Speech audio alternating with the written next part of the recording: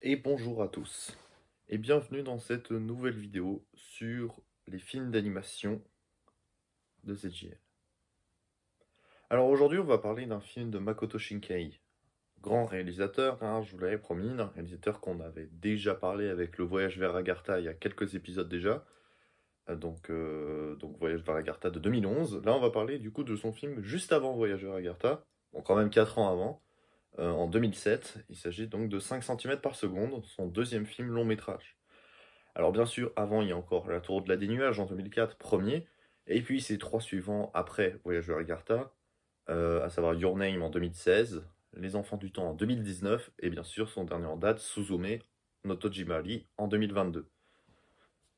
Bien sûr, la carrière de Shinkai ne se limite pas à ces 6 films. Avant La Tour de la des Nuages, il a fait plusieurs, quoi. Et puis même après La Tour de la des Nuages, hein, même plus tard dans sa carrière, il a fait plusieurs moyens-métrages et courts-métrages, en collaboration avec d'autres artistes ou réalisateurs et même réalisatrices japonaises.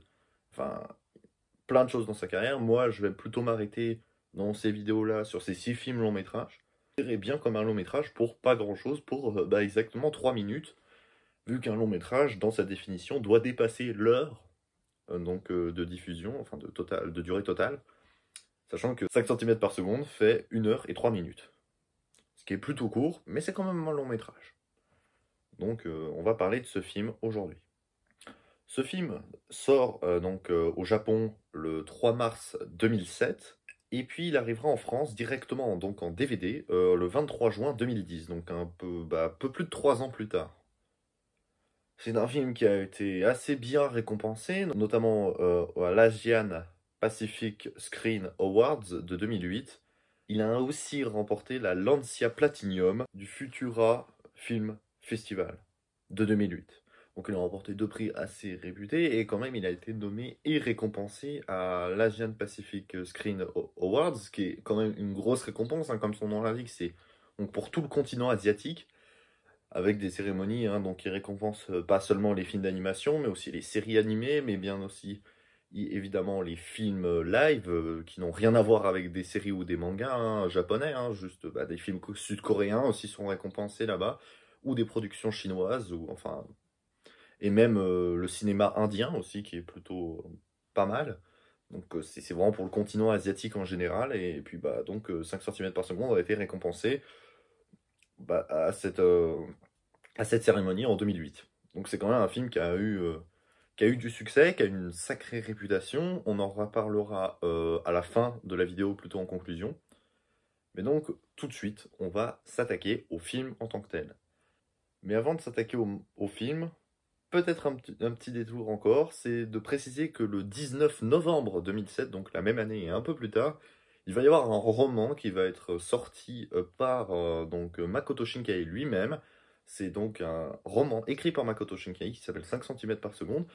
Et il est vrai qu'il est fréquent de voir Shinkai être à l'origine de romans, donc directement d'écrire des romans, ou alors de scénariser des mangas en faisant appel à des dessinateurs professionnels de manga euh, pour tous ces films. On va voir le traitement, mais apparemment, d'après les rumeurs, Suzume devrait recevoir le même traitement dans les prochains mois. Euh, comme tous les films de Shinkai, c'est donc un film qui reçoit un roman ou un manga quasiment dans la foulée. En l'occurrence, 5 cm par seconde a eu donc le 19 novembre 2007 un roman, et plus tard, entre juillet 2010 et juin 2011, il va y avoir 2 volumes de manga qui vont être donc scénarisés par Makoto Shinkai lui-même et dessinés par Seikei Yukuo. Donc voilà, je connais pas trop ce mec, on va dire, je dis son nom comme ça, mais voilà. Donc maintenant, petite parenthèse, je vais pas faire le détail évidemment de ce roman et de ce manga, mais on va aller directement donc dans ce qui nous intéresse, c'est-à-dire le film 5 cm par seconde, sorti donc le 3 mars 2007. Alors le film, il est découpé en 3 parties, qui font pas tout à fait le même timing l'une de l'autre. La première fait 26 minutes, la seconde fait 22 minutes, ce qui donc la fait déjà un petit peu plus court, et la dernière est encore plus courte vu qu'elle ne dure que seulement une douzaine de minutes avant le générique de fin, simplement. Donc au cumulé, ça fait à peu près 1 heure les 3 parties. Après, bon, voilà, il y a 3 minutes de générique pour terminer le film. Voilà. Donc, ce film, donc réalisé par Makoto Shinkai et produit au sein du studio Comics Wave Film, hein, comme tous les films de Shinkai, hein, ça on a l'habitude, hein, ça c'est normal. Il se découpe donc en 3 parties. La première s'appelle Essence de fleurs de cerisier. On retrouve donc notre ami Tataki, donc Tono, hein, de son nom de famille, et Akari. Akari, donc la fille, hein, pour ceux qui n'auraient pas suivi. Akari Shinokawa, pour avoir son nom complet, hein, quand même, c'est plus joli, même si il est vrai que leur nom de famille, on les voit que apparaître que très brièvement, et bon, c'est pas très très important, on s'en fout, hein, peu importe. Donc, on est face à ces deux personnages, Takaki et Akari, c'est donc deux protagonistes qui nous intéressent. Au début, donc, on fait directement une petite allusion à leur enfance, quand ils étaient en primaire, et qu'ils étaient tous les deux ensemble. On nous raconte, et on nous le racontera donc plus tard dans le film, que les deux étaient souvent à être ensemble, et donc c'était des amis qui étaient très proches, mais qui avaient, à cause de leur fragilité et leur donc fragilité face aux allergies, etc., et à d'autres maladies, ils préféraient toujours rester à l'intérieur, quand c'était l'heure de la récréation pour les élèves de primaire. Et donc ils avaient l'habitude de rester à l'intérieur, dans une bibliothèque, souvent, et tous les deux. Et c'est comme ça qu'ils se sont rapprochés, parce qu'ils étaient en fait en contact, et directement l'un avec l'autre, et qu'ils avaient pas d'autres enfants en fait avec qui échanger. Et c'est comme ça qu'ils se sont retrouvés ensemble. Et après, je trouve que le film aussi apporte bien cet aspect-là, qu'il y a des moqueries, etc., des enfants, parce que c'est un peu l'âge, tu sais, hein, la primaire, etc., des choses débiles qui sont dites envers les liens entre les gens, qui vont dire, bah clairement, bah voilà, les deux, ils sont ensemble, ils sont amoureux, gna gna, en mode, enfin, les gamineries, quoi. Truc qu'on connaît, quoi. Mais là, ça va peut-être se confirmer, mais ça va prendre plus de temps. C'est que finalement, l'impression qu'on en a de cette relation, c'est qu'ils se laissent au moment où ils sont séparés, parce que du coup, Akari doit déménager et doit être séparé donc de Takaki. Et finalement, après, c'est Takaki qui va rebouger, etc. En fait, ils vont un peu se croiser, puis revenir, etc. Ça va être bizarre. Et donc, dans leur période de collège, ils vont plus se revoir. Ou en tout cas, très peu. Il va y avoir donc une situation, donc il va avoir lieu plus d'un an après leur dernière rencontre, donc on peut supposer pendant les vacances d'été qui ont suivi leur fin de primaire, juste avant le collège. C'était là où ils étaient encore ensemble, etc., et qu'ils habitaient au même endroit. Ils espéraient faire leur collège ensemble, mais finalement non, parce que Akari doit aller à un autre endroit. Parce que la vie de famille, etc. Bon, bah c'est comme ça, hein, voilà. Donc il y a une séparation. Mais on a l'impression qu'on a séparé deux amis, rien de plus. Et donc le film, on a donc ça comme base, et le film commence directement avec ses bases posées. Ces bases posées qu'on forcément, nous, spectateurs, on n'a pas, vu qu'on ne connaît pas l'œuvre, etc. Il n'y a pas de manga derrière, etc. Vu que le manga arrivera après, on n'a forcément pas ces bases-là. Ces bases-là, elles nous seront expliquées un peu plus tard dans le film. Mais c'est pas des choses qui se sont passées après, c'est des choses qui se seront passées avant. C'est des flashbacks, quoi, en gros. C'est pour faire simple. Donc les deux, ils vont finalement communiquer par lettres, etc.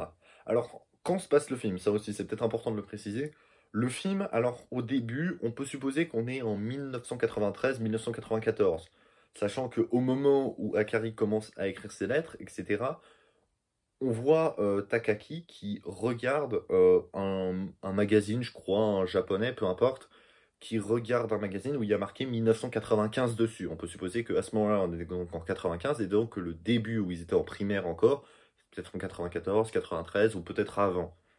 Bref, la temporalité de l'histoire. En gros, hein, c'est pas très précis, à vrai dire, on sait pas grand-chose. Finalement, après donc un an de cette pas vue, Takaki va donc aller retrouver Akari, à la gare, dans une gare donc de chez elle. Pour cela, il va faire un long trajet à travers le Japon, partir de Tokyo, pour arriver un peu dans la campagne, etc., un peu plus isolé, loin.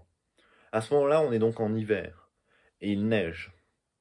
Et la neige va être à l'origine des retards énormissimes que va subir Takaki, pour arriver finalement avec plus de 4 heures de retard au rendez-vous initialement prévu à 19 heures chez donc à la gare où Akari habite, je vais y arriver. Il arrive précisément à 23h15, ce qui est donc 4h15 en retard.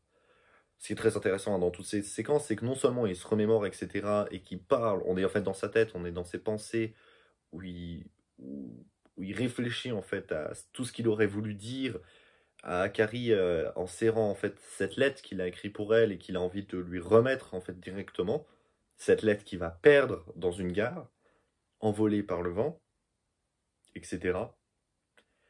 Et du coup, toutes ces pensées, qu'est-ce qu'elle va penser? Est-ce qu'elle va être... J'espère qu'elle est partie parce qu'elle va attraper froid, etc. Elle va attraper la mort. J'ai 4 heures de retard. J'espère qu'elle m'a pas attendu tout ce temps-là. Et finalement, si. Ce qui est donc... Ce que j'adore donc dans cette séquence de la première partie, c'est que euh, on voit tout le malaise en fait de Takaki qui a du mal en fait pour Akari, etc. Qui l'attend et qui lui, il a tellement envie de la voir et elle aussi que ça lui fait mal en fait. Ça lui fait mal d'avoir autant de retard. On le voit, bah, il regarde sa montre tout le temps, etc. Je sais pas combien de fois il regarde sa montre dans cette séquence, mais beaucoup de fois. Mais on voit qu'il est stressé, mais qu'à un moment il est très joyeux, mais qu'il est triste. Enfin, il y a plein d'émotions qui le traversent, etc. Et le film, alors qu'il a commencé que depuis à peine un quart d'heure, il nous plonge déjà dans ce lien extrêmement fort qu'il y a entre Akari et Takaki.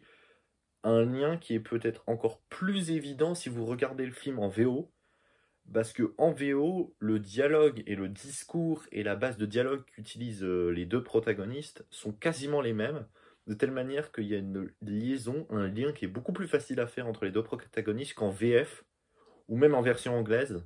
Ça casse un peu le truc. Je trouve que c'est plus fort en VO. C'est très subtil, hein, etc. Parce que la VF, quand même, je trouve, arrive à rattraper un peu le truc. Parce qu'ils sont un peu obligés de faire des, bah, comme d'habitude, hein, des traductions adaptées pour que ça colle bien au débit de parole, ce qui n'est pas toujours évident et ce qui est souvent assez raté d'ailleurs, mais en même temps c'est quasi impossible de faire ça parfaitement, hein, on ne peut pas en vouloir, etc. à la VF. Donc évidemment, si vous avez l'occasion de regarder ce film, regardez-le peut-être plus en VO, ou donc en VO-STFR hein, bien sûr, hein, mais ce serait peut-être mieux. Et donc finalement, après toute cette séquence, bah, Akari finit par voir Takaki arriver. Et c'est la joie. Ils se rencontrent, etc. Et tout va bien. Ensuite, il marche dans ce champ de neige. Il doit être pas loin de minuit. On est au milieu de la nuit. Et ils sont face à un cerisier, qui est donc forcément sans fleurs, vu qu'on est en plein hiver, hein, logique. Mais ça fait directement écho au cerisier sans fleurs qui regardait, etc., les fleurs tomber quand ils étaient enfants en primaire. Où les fleurs tombaient à une vitesse, selon Akari, de 5 cm par seconde. Voilà, d'où le titre du film. Et finalement, de manière quasiment naturelle, du haut de leurs 13 ans, ils finissent par s'embrasser sous ce cerisier mort. Alors, cette scène est hautement symbolique, hein, parce qu'il y a beaucoup de choses qui sont dites à travers cette séquence. C'est très simple hein, ce qui se passe. Hein. L'attente, l'espoir, la peur que l'autre ne l'attend pas, et finalement on se retrouve et on s'aime bien et on s'embrasse. C'est finalement, la séquence n'est pas ultra recherchée, hein, mais comment elle est amenée, comment elle est faite, comment elle est dessinée, comment elle est... Enfin, comment elle est mise en scène finalement, même si c'est pas de la mise en scène, c'est plutôt du dessin. Faut qu'on est en animation, hein, toujours évidemment. Euh, c'est juste magnifique en fait. Il y a tous les questionnements de Takaki qui veut la protéger, qui veut vivre avec elle, mais qui doit retourner dans ce train pour retourner chez lui le lendemain en fait. Il y a ce rapprochement qui est fait, cette proximité qui est entre les deux, et, et ce départ, cette séparation qu'ils ont eue en tant qu'amis, s'est fait retrouver en tant qu'amour. Et ça a fonctionné tout de suite. Et donc la séquence où il repart dans ce train marque la fin de cette première partie. Et ce que je trouve bien avec ces parties, c'est qu'on fait un saut temporel assez important entre chacune des parties. Là, on va aller carrément 5 ans plus tard, vu qu'on va retrouver donc Takaki au moment de sa dernière année de lycée. Donc là, il doit avoir grosso modo 18 ans, donc on est 5 ans plus tard, etc. On doit être probablement vers l'an 2000, très sûrement, un truc comme ça. Et donc là, on est dans une situation qui est complètement différente. Akari n'apparaît jamais dans cette deuxième partie. Et on a un nouveau personnage qui s'appelle Kanae. Kanae Sumida. Alors Kanae Sumida, c'est donc une camarade de classe hein, de Takaki, qui l'aime en secret, mais qui n'arrive jamais à lui avouer ses sentiments depuis le temps où il la connaît, c'est-à-dire depuis le début du lycée, je dirais 3 ans en fait, qui doivent se connaître probablement. Euh, Ce qui est assez dur dans cette séquence, dans cette partie qui s'appelle la partie de cosmonaute, c'est que finalement, Kanae sent bien que Takaki a la pensée ailleurs. Il ne réfléchit pas à elle. Il n'arrive pas à penser à autre chose et à une autre personne que Akari. Akari qui ne voit plus, et qui ne parle plus. Il écrit des mails qu'il n'envoie pas. On peut supposer qu'il essaie d'écrire genre des mails à Akari, mais il ne les envoie pas. Ils doivent les envoyer en brouillon sans avoir de destination. Enfin, on ne sait pas ce qu'il fait avec ses mails. Mais c'est très dur parce que Kanae voit bien que Takaki est occupé dans ses pensées et qu'il ne l'aimera jamais. Et donc c'est pour ça qu'elle renonce en fait à lui dire. Je trouve que là encore, il y a un parallèle avec les 5 centimètres par seconde du début. C'est cette histoire de cosmonaute avec cette fusée. Cette fusée qui décolle juste derrière eux au moment où Kanae va réaliser hein, que Takaki ne l'aimera jamais. Et donc là, il y a un objet qui vole, etc. Une fusée qui a été amenée par un camion qu'ils avaient vu tous les deux, hein, Kanae et Takaki, juste avant de passer devant eux, à 5 km par heure. Et le 5, forcément, le 5 de 5 cm par seconde et 5 km par heure, ça m'a fait directement penser à ça. Et quand j'ai vu cette fusée qui a été amenée par ce camion, qui décollait, etc., juste derrière, au moment où Kanae réalise que Takaki ne l'aimera jamais, ça a beaucoup de sens cette séquence, encore une fois. Il y a beaucoup de choses un peu métaphoriques, etc. D'ailleurs, le cerisier en fleurs, avec cette chute des fleurs de cerisier à 5 cm par seconde, fait un petit rapprochement avec la chute lente des, euh, des hommes, enfin de l'humain en général, hein, des hommes et des femmes, sur l'amour, etc. et les déceptions amoureuses. Mais que des fois, ces deux pétales qui peuvent être liés à sa branche pour l'éternité peuvent tomber et s'égarer et tomber extrêmement loin de leur arbre ou d'une feuille qu'ils aiment. C'est un peu ça en fait la séquence. C'est que l'arbre représente en fait la vie et que les feuilles sont les êtres humains et que quand ces fleurs tombent, elles s'éloignent, elles se séparent, mais elles peuvent aussi se retrouver. C'est en fait toute une grosse métaphore qu'il y a autour de ce cerisier, etc. Et que c'est le message que Makoto Shinkai a voulu faire passer à travers son film. Et c'est beau, hein. C'est très très beau, hein, encore une fois. Mais là encore, c'est pas non plus. Ça fait appel, comme d'habitude avec Shinkai, à des relations humaines basiques, on pourrait dire l'amour. Mais c'est tellement fort, tellement puissant, tellement beau, tellement vrai, en fait, que ça parle à n'importe qui et ces films sont juste magnifiques. C'est que la base n'a pas l'air super compliquée à comprendre. Mais quand tu regardes le sens des films de Shinkai, c'est juste beau. Voilà. Et c'est à peu près tout ce que j'ai à vous dire pour cette deuxième partie. La troisième partie, elle s'appelle 5 cm par seconde. On est encore plus tard, on est 8 ans après, on est en 2008. Donc là, Takaki est âgé, enfin âgé, n'importe quoi. C'est un adulte, quoi. Et bah là, il est seul. Il n'arrive pas à se mettre en relation, etc. On avait déjà eu cet aperçu avec Kanae, qui l'aime toujours, hein, je pense, mais il n'arrive pas à tourner la page avec Akari. Alors que ce bisou qu'il a eu sous ce cerisier mort, c'était il y a 13 ans. C'était du haut de ses 13 ans de vie. C'est ça aussi qui est beau, c'est que finalement, là où il va réussir à tourner la page, ce sera 13 ans après ses 13 ans. Parce que c'est à ses 13 ans qu'il est vraiment tombé encore plus amoureux d'Akari. Et que Akari l'a aimé, etc. Mais cette distance les a séparés beaucoup trop. Et jamais ça n'a pu être recollé. Finalement, Akari donc va se marier avec un homme, on ne sait pas qui c'est, peu importe à vrai dire. Et Kanae n'est pas avec Takaki. Takaki est seul, Takaki n'arrive pas à avoir de relation, Takaki est en dépression, il démissionne même. Et le début hein, de la partie 3, c'est le moment où Takaki croise Akari par hasard dans la rue et qu'il y a des trains qui se mettent entre les deux, ce qui a énormément de sens, hein, d'ailleurs les trains, si je fais une petite parenthèse dessus, les deux trains qui passent entre les deux, etc., qui sont évidemment une métaphore de la distance qu'il y avait entre les deux et qui les empêchait de s'aimer. Là, maintenant, ce qui les empêche de se retrouver, c'est deux trains qui se croisent, etc., alors qu'ils sont de part et d'autre d'un passage à niveau. Cette séquence avec les trains qui passent au milieu, je suis sûr que vous en avez déjà vu une autre dans plein d'autres animés que vous aimez après 2007. Cette séquence a été reprise pas mal de fois et elle est très très très connue. C'est peut-être la séquence la plus connue de 5 cm par seconde. Vraiment magnifique scène encore. Et on commence donc la partie 3 avec ça, et donc on a tout un passage un peu où il y a un mec qui chante, je sais pas son nom, donc un chanteur extérieur, avec plein de plans, etc., sur la vie de Takaki, qui regrette un peu ses choix, etc.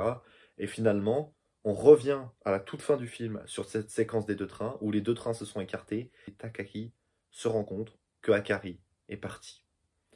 Et qu'elle, en fait, a accepté de mettre de côté ses espoirs et a progressé dans sa vie, alors que Takaki ne l'a jamais accepté. Voilà. Mais finalement, Takaki il va l'accepter, avec ce petit sourire quand il se rend compte que Akari est parti. Et je pense que là, on peut se poser la question, va-t-il enfin pouvoir vivre sa vie? Je pense que oui, mais le film s'arrête là et ne va pas plus loin. Alors, en conclusion, c'est un film que j'ai adoré. Alors, ce film est considéré par certaines personnes comme le meilleur long métrage hors Hayao Miyazaki.